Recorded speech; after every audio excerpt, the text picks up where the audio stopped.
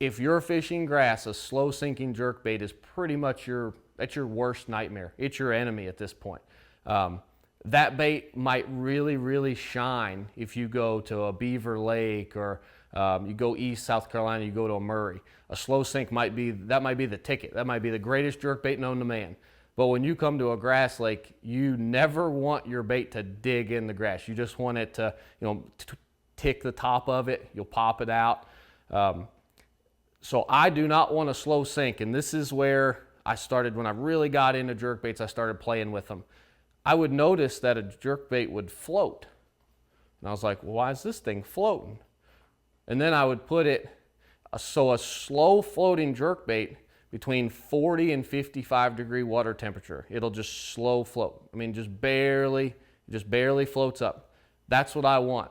Because when I take that jerkbait, maybe I go up north in the summertime, that jerkbait now is going to suspend. And that's because of the density of water. Water is most dense 40 to 50 degrees. It gets less dense above 55. So a suspending jerkbait or a slow rising jerkbait between that 40 to 55 now suspends when I go up north and it's 70. So that's perfect. If I have one that straight suspends at 45 to 50 degrees, when I take that bait and I go up north in the summertime, it's going to sink like a rock. So you really got to watch on your jerkbaits, and you can play with them. Hooks, that's something that I've kind of got into, but I try to really watch it. And the reason I say that, let me get this one out. So this is a Mega Bass right here. They come with a really, really light wire hook. I think, and I'm no engineer, I let the engineers come up with this. They've made that hook for that bait. It has the right action. It has the way they want that bait to have a slow rise in that colder water. If you go messing with this, and a lot of people do, but if you go messing with these hooks, this bait might do something that you don't want it to do. The reason I learned the hard way on this one right here. That's the Lucky Craft pointer. So I got into a kick where I was throwing owners, and I loved owner hooks. That's the hook I use the most of. It's a light wire hook. They ended up making I think it was a 2X or a 3X, and it was kind of a gaff, and I was like, man, I'm gonna like that. The reason I thought this, I catch a couple big fish, put a lot of pressure on them, straighten the hooks out. Or you'd get it in and you'd catch the fish, but then you'd look at your hooks, 2 of them would be straightened all the way out. And I was like, well, I can't have that happening. That's no good.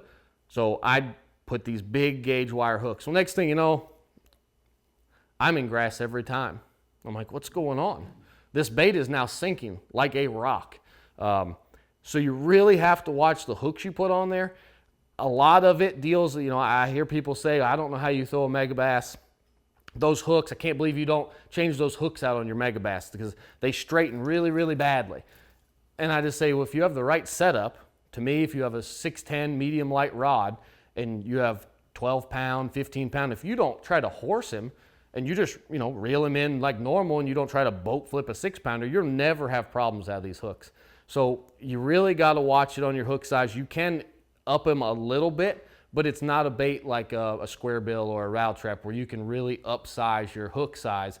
You got to watch it because these people who's designed this bait have spent a lot of time, and that hook was not something that at the end of the day they just said, oh, throw that hook on there, it'll be all right. They've made that bait with that hook, and that's for a reason. So I watch the hooks I put on there. Like I said, if I do switch them out, I put owners. I think that's probably the tackiest of all hooks. And when I say tacky, I mean sticky. I'm not sponsored by Owner, so this is not a sponsored plug. It's just the best hook that I've come across. It's the best one on the market for me.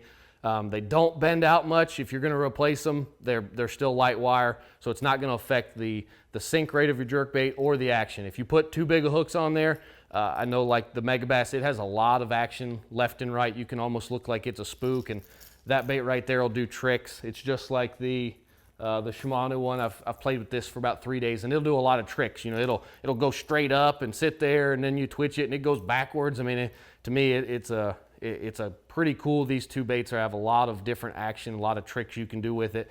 I can't make it go backwards. It just does it on its own sometimes. But if you play with the hook size, I think you'll mess up a lot of the action that these baits was designed to have.